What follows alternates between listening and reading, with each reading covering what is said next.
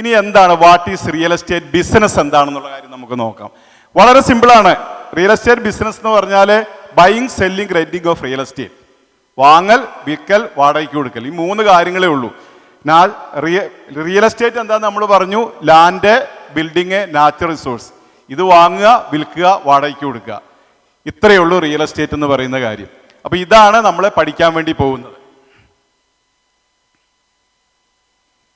ഇനി നമ്മൾ 6 crucial secrets of real estate ആണ് നമ്മൾ പഠിക്കാൻ വേണ്ടി പോകുന്നത്. ഞാൻ വളരെ ഫാസ്റ്റായിട്ട് പോവുകയാണ്, കാരണം നമുക്ക് ഇനി അങ്ങോട്ട് തുടക്കം കഴിഞ്ഞിട്ടുള്ള കാര്യങ്ങളാണ് വളരെ പ്രധാനപ്പെട്ട കാര്യമുള്ളത്. ഇത് എന്തിനാണ് ഈ കാര്യം പഠിക്കുന്നതെന്ന് ചോദിച്ചാൽ, ഇത് റിയൽ എസ്റ്റേറ്റിലെ വയ്യാണ്. എന്തുകൊണ്ടാണ് റിയൽ എസ്റ്റേറ്റിൻ്റെ ഇമ്പോർട്ടൻസ് എന്നാണ് നമ്മൾ ഈ 6 ക്രൂഷ്യൽ സീക്രട്സിൽ കൂടി നമ്മൾ പറയാൻ വേണ്ടി പോകുന്നത്.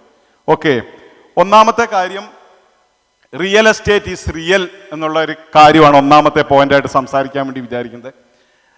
നമുക്കറിയാം, സയൻസ് പറയുന്നത് നമ്മുടെ ഭൂമി ഉണ്ടായിട്ട് 450 കോടി വർഷമായെന്നാണ് പറയുന്നത്. 450 കോടി വർഷം. ഇനിയും ഈ ഭൂമി 750 കോടി വർഷം കൂടി ഉണ്ടാവുമെന്നാണ് ഏകദേശം അസ്യൂം ചെയ്ത് കണക്കാക്കുന്നത് ശാസ്ത്രലോകം പറയുന്നത്. അപ്പം നിങ്ങൾ ഇങ്ങനെയാണ് മനസ്സിലാക്കേണ്ടത്, നമ്മൾ നിൽക്കുന്ന ഈ മൺസൂൺ എംപ്രസ് ഹോട്ടലിൻ്റെ അടിയിലുള്ള ലാൻഡ് ഉണ്ടായിട്ട് 450 കോടി വർഷമായി. ഇവിടെയുള്ള ഓരോ മണൽത്തിരിയും 450 കോടി വർഷമായിട്ട് ഇവിടെയുണ്ട്.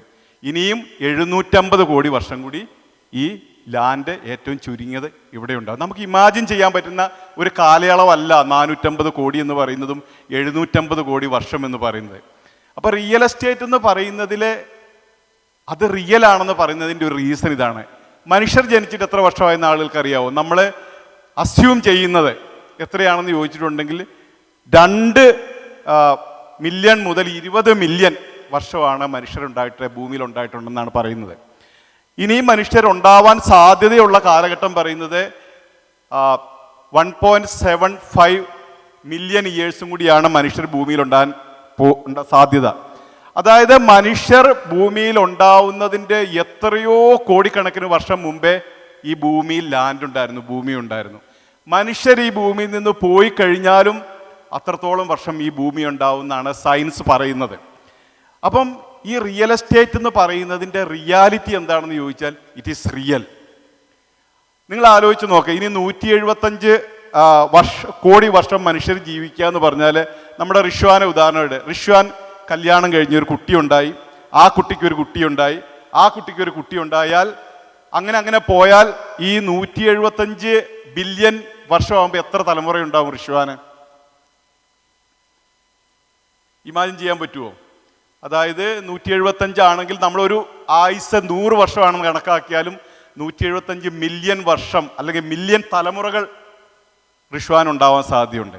അപ്പോൾ റിഷ്വാൻ്റെ അടുത്ത് ഇന്ന് 5 സെൻറ്റ് സ്ഥലമുണ്ടെങ്കിൽ ഈ 175 മില്യൺ തലമുറയിലേക്കും നമുക്കിത് കൈമാറാൻ വേണ്ടി സാധിക്കും.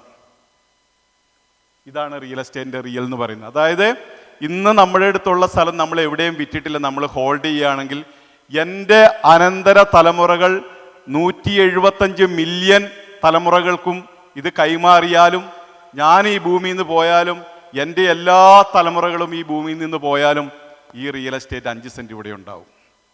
അതിന് പലവിധ യൂസ് ഉണ്ടാവും. അപ്പം റിയൽ എസ്റ്റേറ്റ് എന്ന് പറയുന്നത് ഇന്ന് നമുക്ക് ലോകം എന്ന് പറഞ്ഞാൽ ഇങ്ങനെ വിചാരിക്കുക, പ്ലാനറ്റ് എർത്ത്, നമ്മുടെ സോളാർ സിസ്റ്റത്തിലുള്ള നമുക്ക് അറിയാവുന്ന മനുഷ്യയോഗ്യമായിട്ടുള്ള സ്ഥലമാണ് നമ്മുടെ എർത്ത് എന്ന് പറയുന്നത്, പ്ലാനറ്റ് എർത്ത്.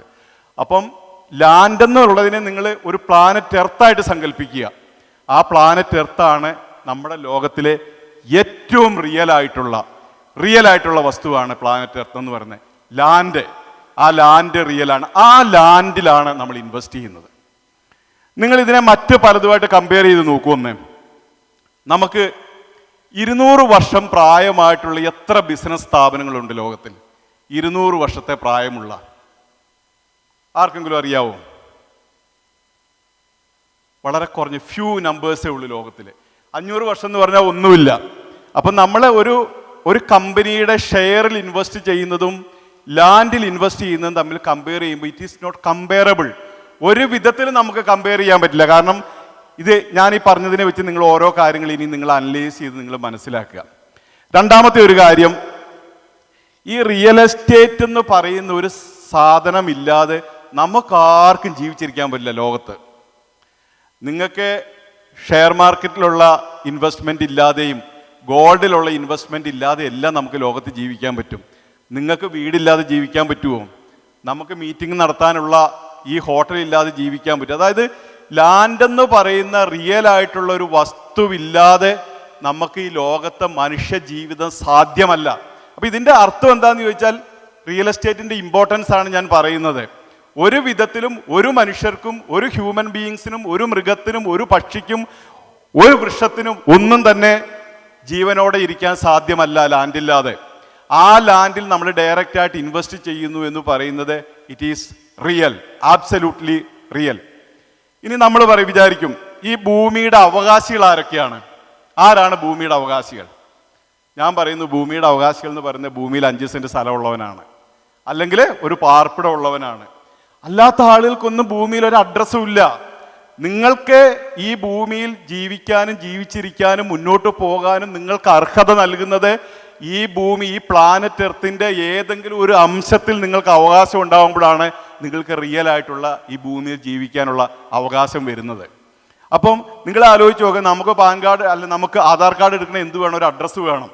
അപ്പം നമുക്ക് ഏതെങ്കിലും വിധത്തിൽ ഈ ഭൂമിയിലുള്ള ഒരു അവകാശമാണ് നമ്മളായി നിലനിർത്തുന്നത് എന്ന് പറഞ്ഞാൽ എന്താണ് ഇതിൻ്റെ കോണ്ടെക്സ്റ്റ് എന്ന് പറഞ്ഞാൽ ഈ ഭൂമിയിലെ ഓരോ അംശത്തിനും വളരെ വലിയ വാല്യൂ ഉണ്ട്. നമ്മൾ റിയലായിട്ട് കാണുന്നതിനേക്കാൾ വലിയ വാല്യൂ ഉണ്ട്. ഈ വാല്യൂ ആണ് വർഷങ്ങൾ കഴിയുന്തോറും ഇതിനെ വളർത്തുന്നത്. ഈ ഭൂമി റിയൽ ആയിട്ടുള്ള ഈ സിറ്റുവേഷനാണ് നമുക്ക് എന്ത് തരുന്നത്? ഈ റിയൽ എസ്റ്റേറ്റിലെ ഇൻവെസ്റ്റ്മെൻറ്റിന് വാല്യൂ അഡീഷനും വലിയ വിധത്തിലുള്ള വെൽത്തും എല്ലാം തരുന്നത് ഇത്തരത്തിൽ പ്രാധാന്യമുള്ളൊരു ഭൂമി ആയതുകൊണ്ടാണിത്. ഇനി രണ്ടാമത്തെ കാര്യം, sellable land is very limited in the world. Sellable land is very limited in the world. ഞാനൊരു ചിത്രം കാണിക്കാം. ഇത് നമ്മുടെ ഭൂമിയുടെ വൻകരകളൊക്കെ ഉള്ള ഒരു ചിത്രമാണ്. നമ്മുടെ ഭൂമിയിൽ നിങ്ങൾക്ക് എല്ലാവർക്കും അറിയാം 71% എന്താണ്? ജലമാണ്, കടലാണ്. എത്ര ശതമാനമുണ്ട് കരഭൂമി? 29% കരഭൂമി ഉള്ളത്.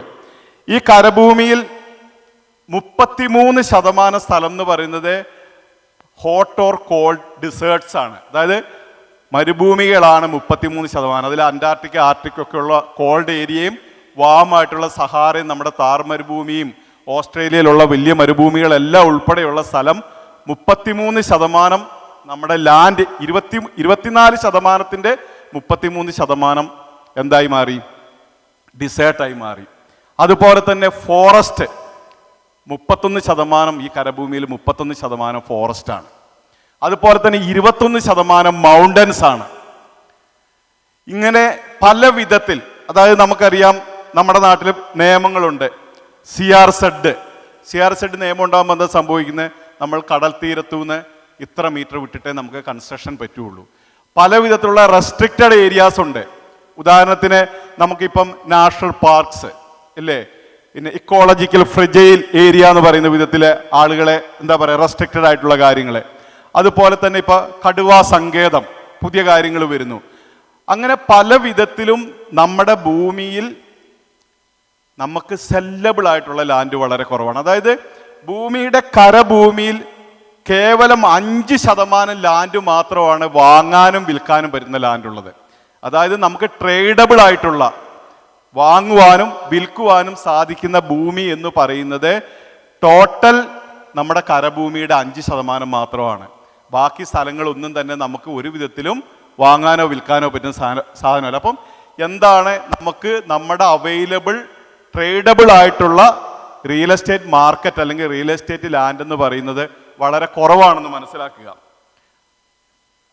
അടുത്തത്, sellable properties are decreasing day by day. അതായത് ഓരോ ദിവസം ചെല്ലുന്തോറും നമുക്ക് സെല്ലബിൾ ആയിട്ടുള്ള പ്രോപ്പർട്ടീസ് കുറഞ്ഞു വരുന്നുണ്ട്.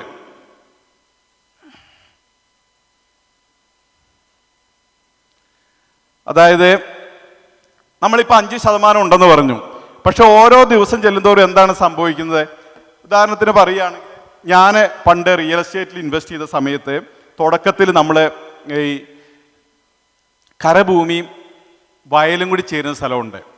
ഇങ്ങനെയുള്ള സ്ഥലം നോക്കിയിട്ടാണ് അന്ന് ഇൻവെസ്റ്റ് ചെയ്തിരുന്നത്. അതായത് കര ഒരു 10 സെൻറ്റ് ഉണ്ടാവും, അതിൻ്റെ കൂട്ടത്തിൽ വയൽ ഒരു 50 സെൻറ്റും കൂടി വാങ്ങി കരിങ്കല്ല് കൊണ്ട് കോമ്പൗണ്ട് വാൾ കിട്ടി മണ്ണ് ഫില്ല് ചെയ്ത് നമുക്ക് ആ സാധനം കരഭൂമിയാക്കി നല്ല വിലയ്ക്ക് വിൽക്കാൻ പറ്റുന്ന ഓപ്പർച്യൂണിറ്റീസ് ഞാൻ റിയൽ എസ്റ്റേറ്റ് തുടങ്ങിയ കാലത്തുണ്ടായിരുന്നു. ഇന്നത് ചെയ്യാൻ പറ്റില്ല. നിങ്ങൾക്ക് എല്ലാവർക്കും അറിയാലോ അത് ചെയ്യാൻ പറ്റില്ല എന്നുള്ള കാര്യം. അപ്പം നമുക്ക് എന്താണ് ആ രൂപത്തിലുള്ള ലാൻഡിൻ്റെ സെയിലും പർച്ചേസും അല്ലെങ്കിൽ വാങ്ങലും വിൽക്കലും നമുക്ക് ചെയ്യാൻ വേണ്ടി സാധിക്കാതെയായി. അതുപോലെ തന്നെ ഗവൺമെൻറ് പുതിയതായിട്ട് പല നിയമങ്ങളും കൊണ്ടുവരുന്നുണ്ട്. ഈ CRZ എന്ന് പറയുന്ന നിയമം 2016 വന്ന നിയമമാണ്.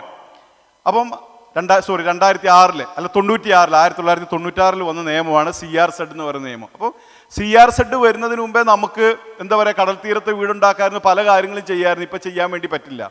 അതുപോലെ തന്നെ നദികളിൽ നിന്ന് ഇത്ര വിട്ടിട്ടേ ബിൽഡിങ് ചെയ്യാൻ പറ്റുള്ളൂ എന്നുള്ള നിയമങ്ങളുണ്ട്. കായലിൽ നിന്ന് ഇത്ര വിട്ടിട്ടേ പറ്റുള്ളൂ എന്നുള്ളൂ. പണ്ട് നമുക്ക് പ്ലാൻ ഒന്നും എടുക്കാതെ തന്നെ വീടും ബിൽഡിങ്ങുകളൊക്കെ ഉണ്ടാക്കാം. പഞ്ചായത്തിലൊക്കെ പോയാൽ വീടൊക്കെ ഉണ്ടാക്കാൻ ഒരു പ്ലാൻ ഒന്നും പണ്ട് വാങ്ങേണ്ട ആവശ്യമില്ലായിരുന്നു. ഇപ്പം പല വിധത്തിലുള്ള റെസ്ട്രിക്ഷൻസ് ഗവൺമെൻറ് കൊണ്ടുവന്നുകൊണ്ടിരിക്കുകയാണ്. അതായത് നമ്മുടെ നിലവിലുള്ള സെല്ലബിൾ ലാൻഡിനുള്ളിൽ തന്നെ പല വിധത്തിലും പല രൂപത്തിലുള്ള റെസ്ട്രിക്ഷൻസ് കൊണ്ട് നമുക്ക് വാങ്ങാൻ പറ്റാത്ത ഭൂമിയായി പല ഭൂമികളും മാറിക്കൊണ്ടിരിക്കുകയാണ്.